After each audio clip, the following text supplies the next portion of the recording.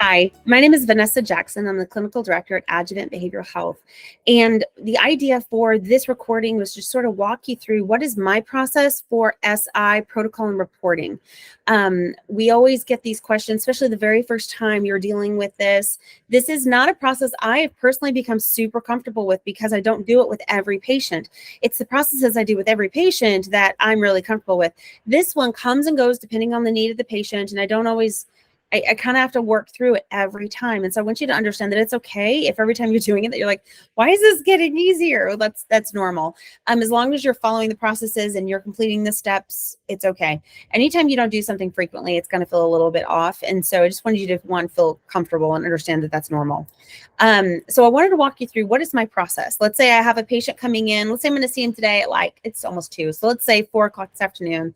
I'm going to I've already looked in their documents and I can see that they took their distress thermometer. It's an intake. So I've never met this person yet. They've only met with behavioral health at this point. And so they're coming to me and I see that they have an 8 on their distress thermometer. They're not full off. It'd be way easier if they were like a 10 or 11. I would know exactly what to do there. But they're borderline and I'm not really sure what to do. And so I'm going to preload my notes so that I feel comfortable and have everything sort of in a queue and ready for me to go. So I wanted to walk you through what that looks like and how I do that. What you do is share your entire screen so you can see everything I'm doing. I'm going to need to go in and out of several documents. Okay, so here you're looking at my client file. So I'm using Test Vanessa. And I'm going to be doing an intake note. As you can see here, I've got psychotherapy intake note. I don't really know what the diagnosis is yet, unless when that intake was done initially with behavioral health that they came up with the diagnosis, then maybe I would have one, in which case I'll see it listed in their documents. And the most the session can be is 52 minutes. I'll have to adjust this at the actual session if it's less than that, but at the moment, I'm going to put 52 minutes in. And I've already preloaded this to say 4 p.m. this afternoon because that's when the appointment is, okay? So then on the note, I'm going to do the presenting problem. What is the problem? Do I know what the problem is? If I don't, I need to wait until I meet that patient. I do not know what these are going to be until I meet with that patient and I change the things that I want to have there in terms of current mental status and what I'm viewing. Risk assessment, do they have any risk? Objective content, history of problem. You walk through all the standard things for intake that you would take. But I already know this patient is coming in to see me and they have a 7 or higher. So I can see in there they're having some suicidal thoughts, but it's passive. And I'm going, okay, this is interesting. I don't really know what I'm going to do. So the first thing I'm going to do is I'm going to build in a safety assessment just to make certain I've covered those answers. In order to do that, just go anywhere in the white field area of your intake note. You're going to do a right click. This pop-up menu occurs. You're going to hit General. Another pop-up occurs, and you're going to select Safety. What that's going to do is see how my note looks the same, nothing changed. But if I scroll to the bottom, it's added safety to the end of my assessment.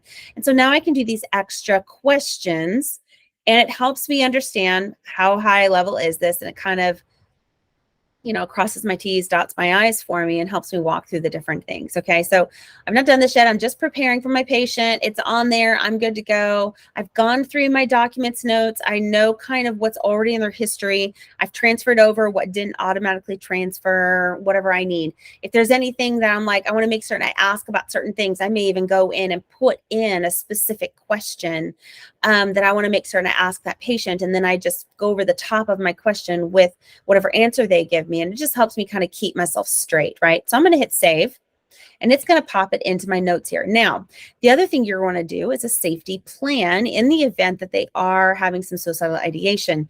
If I see that there's some that even passive, I may do a safety plan anyway. So I'm going to go over here to my notes section. As you can see, I'm going to hit that little green arrow and I'm going to select safety plan.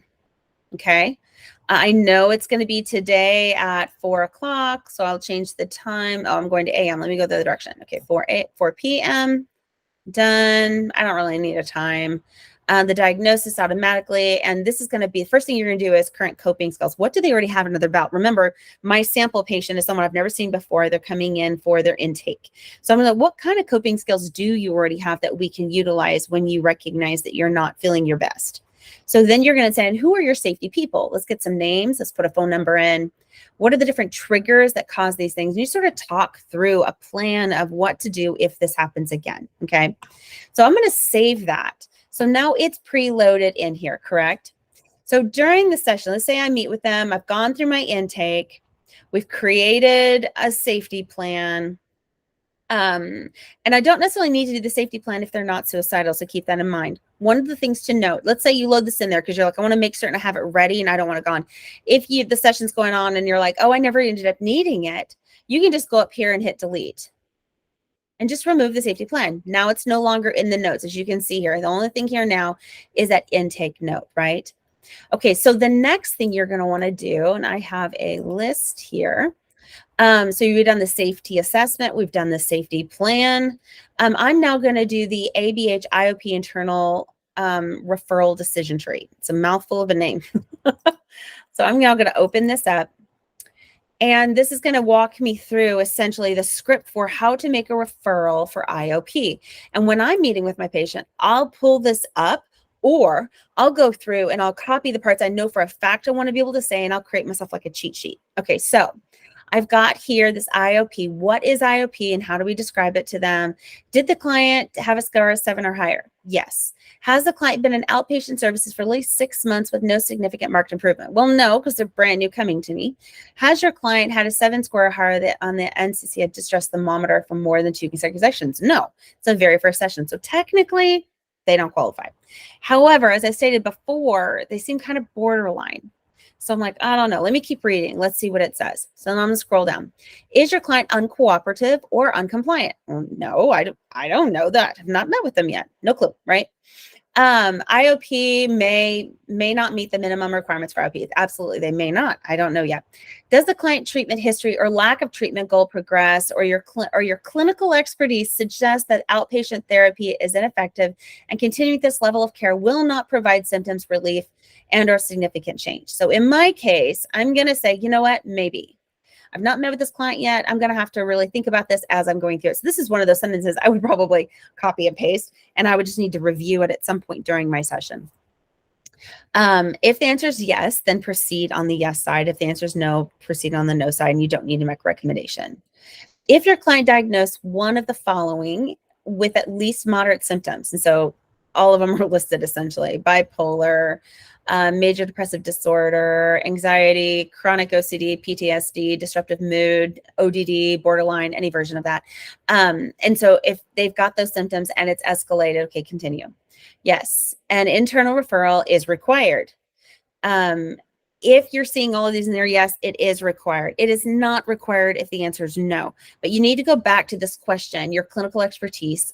What is your gut telling you that this patient needs, right? So then we go through, and here are the symptoms we're looking for. We're looking for at least 2 on the left and at least 2 on the right. So in my case, there is some passive SI. There's no plan, there's no means. They've got lots of reasons to live, but they keep having these thoughts of like, I wish I would just die, or I wish I wouldn't wake up this morning, or some version of that. And they are concerned about impulsivity. They have found that they're doing really strange things late at night. They're cutting their hair, they're dyeing it blue, they're whatever. And they're worried about that impulsivity. So on this side, I'm like, yes, they qualify. But over here, I'm not finding anything. There's no disinterest in maintaining relationships. They still have their friendships. There's no risk-taking behaviors technically, but they have this fear that they might. Concerns about client between sessions, not eating or drinking water, not taking prescribed meds. I mean, they're not doing any of these things. So technically, they don't qualify. This is where you would then have a conversation with that patient and say, okay, this is what's going on. I'm seeing these symptoms over here that have me concerned. But you're not meeting the requirements for some of these. We have a script over here. Based on your distress, I would recommend that we discuss more intensive counseling. That is a sentence I have used routinely when I'm making these referrals. IOP is a program that just helps give skills and patience to help guide things and start to feel overwhelming, and can help us give jumping off point for going deeper in sessions. It gets skill-based, and we get a lot more done in these intensive programs. It's a 6-week program developed to help lower distress levels in multiple areas. So down here at the bottom is a definition of what is IOP at Adjuvant. So if they have specific questions, you can ask. 6-week program. It meets, I believe, 3 days a week. I don't see that that's listed here. But then they would take a break from you while they're in IOP, and after IOP is over, they'd come back to you. In the meantime, you will stay in touch with their therapist and work through those things. So let's say, okay, the patient doesn't technically meet the threshold, but the patient wants it, and you believe it would be beneficial. So you're going to go ahead and make that referral. So how do we do that? The steps then are to IOP internal referral form. So this is a form within AMD. So in order to do that AMD, we're then going to, let's try and open up, trying to think, how do I have to do this from here? Okay, so notes. I'm going to do an internal referral form. In here, internal referral. Here we go. IOP internal referral. So it's a template, just like you would do any other note. I'm going to select that. I'm going to make certain their diagnosis is correct. I'm going to make certain that time of the session is set for the correct time. And you're usually doing this part after the session. You don't need to preload this or anything. Not that I have seen, unless you're just afraid you're going to forget. You go into the notes. Most of the stuff will preload based on your intake that you did and that treatment plan that you created. I think that's the part that makes this a little bit messy. Sometimes you need to create that treatment plan before you proceed. So you got this diagnosis, diagnostic reasoning, presenting problem, history of problem.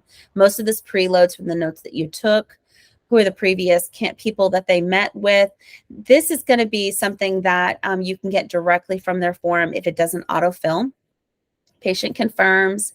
You're going to check to make certain that medications are correct. And this is listed. Dr. Fake gave me Mucinex and Allegra. I must have done this at some point. That's funny.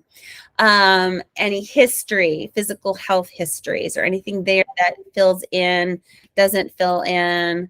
This may require some follow-up. So some of these are good reasons for why you might want to have this preloaded, because what you can do is you can go in here and be like, okay, what are the different things I need to ask you? So in which case, if I did it ahead of time, I could just hit save and it will. Again, you'll see it here. If I hit save, it pops it in here.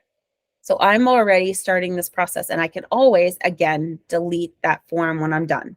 So if you'll feel more comfortable with loading this in ahead of time, go for it. Most of it will preload, but if not, once that's done, you're going to save and sign just like normal. Save and sign. Okay, so then the next form that our process says that we need to follow is we also need to do the message IOP internal referral. So after that's done, so now you have a treatment plan. So you have the intake, the treatment plan, you did the safety assessment, you did a safety plan, you then did the internal IOP referral form, and now you're going to message the internal process. What did we call this here? Message IOP internal referral. So this just lets the team on the administrative side know to go looking for this person and to start the process. So the way that you're going to do that is you go back to this dashboard. You're going to go to messages. You're going to select new message.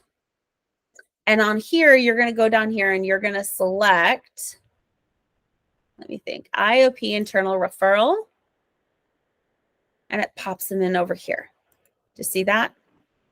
So IOP internal referral pops them over. I'm going to make certain that the proper patient is selected here in this form. I'm going to hit test. Put test Jenny. So this is where you're going to want to be careful and make certain that it finds the correct person. You should be able to do a drop down from here. See how now I can see everyone with the last name test. So I'm going to make sure I select me. And let's say I am, see if I can spell.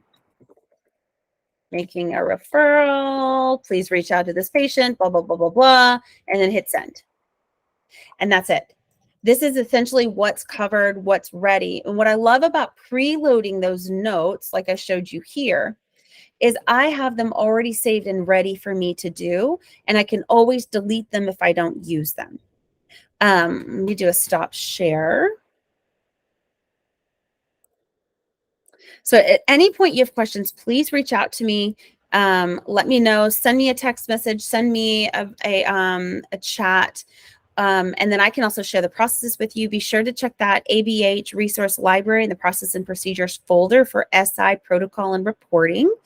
And you can just follow the directions verbatim. I walk you through each step with directional arrows. Let me know if you have any questions. Bye.